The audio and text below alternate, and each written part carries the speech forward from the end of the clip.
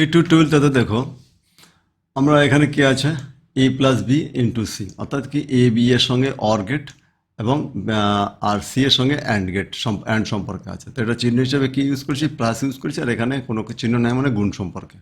আবার এই দুটোকে এখানে প্লাস আছে, অর আছে, আবার B plus C A, C plus A B. তো দেখো এখানে আমাদের যখনই আমরা দেখবো কোনো সমীকরণ তখন এখানে আমাদের কী কী ভেরিয়েবল আছে এ বি সি। তো সেই জন্য সবার প্রথমে আমি কি করেছি, একটা এ বি সি তিনটে ইনপুটের একটা ট্রুথ টেবিলের স্ট্রাকচার তৈরি করে নিয়েছি।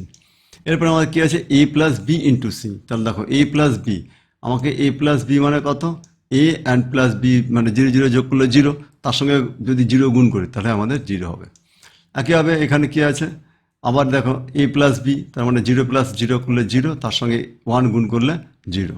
এখানে জিরো প্লাস ওয়ান গুণ করলে ওয়ান, তার সঙ্গে যদি জিরো যোগ করি one plus zero, one into zero, তাহলে এখানে আবার জিরো হবে।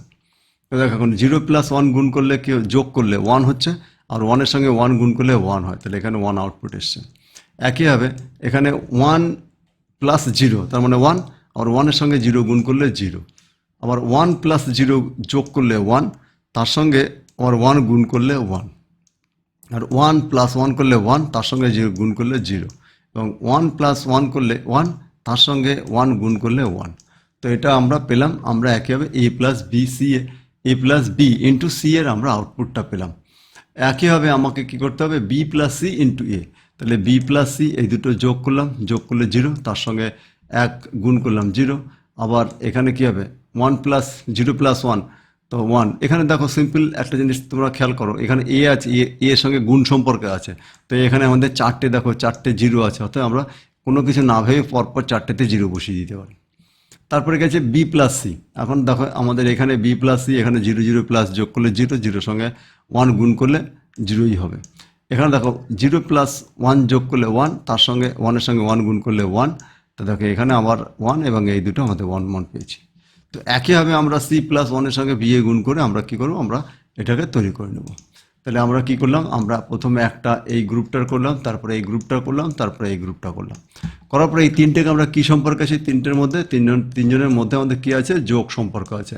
তো এখানে আমাদের কী করলাম, আমরা এখানে এই তিনটেকে যোগ করলাম, মানে জিরো জিরো যোগ করলে জিরো, তিনটে জিরো যোগ করলে জিরো, এখানে তিনটে জিরো আছে তাও যোগ করলে জিরো। দেখো ওয়ান, কোনো একটা ওয়ান মানে তিনটের মধ্যে দুটো ওয়ান আছে, তো একটা ওয়ানই আসবে আউটপুট। এখানে আবার তিনটে জিরো আছে, এখানে ওয়ান আছে, এখানে ওয়ান হবে, এখানে দুটো ওয়ান আছে তাহলে ওয়ান হবে, এখানে তিনটে ওয়ান আছে তাহলে ওয়ান হবে। তো এটা আমার ফাইনাল আউটপুট। তো এইভাবে আমরা কি করব, আমরা ট্রুথ টেবিলটা তৈরি করব। তো আমি তোমাদের এখানে তিনটে করে দেওয়া হলো। তোমরা এই যে এখানে যে আমি প্রশ্নগুলো কিছু দিয়ে দিয়েছি, এগুলো তোমরা নিজেরা বাড়ি থেকে করবে, এবং বাড়ি থেকে করে এবং এর ছবিগুলো আমরা পিকচার তোমরা আমার কমেন্ট সেকশনে পাঠাবে।